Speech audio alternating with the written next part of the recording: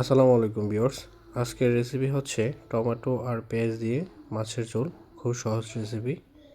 তো শুরুতে আমরা দিয়ে দেব ফ্রাই প্যানে তেল এবং পেঁয়াজগুলো বাদামি হওয়া পর্যন্ত আমরা অপেক্ষা করব।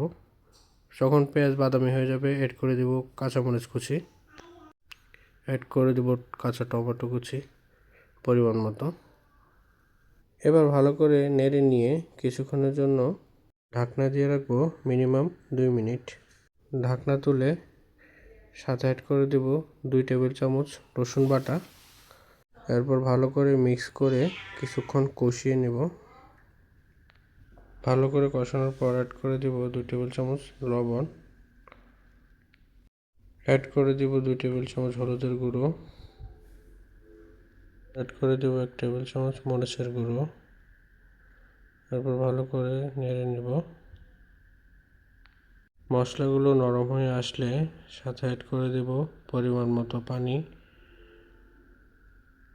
আবারও ভালো করে নেড়ে নিয়ে ঢাকনা দিয়ে 5 মিনিট ভালো করে কষিয়ে নেব। ভালো মতো কষানোর পর সাথে অ্যাড করে দেব পরিমাণ মতো ঝোল। তারপর কিছুক্ষণ নেড়ে চেড়ে বলক আসা পর্যন্ত, বলক আসলে আগে থেকে ভাজি করা মাছের পিসগুলো অ্যাড করে দিব। আমাদের রান্না প্রায় শেষ। সবশেষে আমরা অ্যাড করে দিব ধনিয়া কুচি, যেটা দেখতে খুবই লোভনীয়।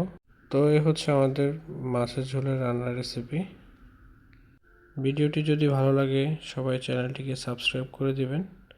সবাই ভালো থাকবেন। আসসালামু আলাইকুম।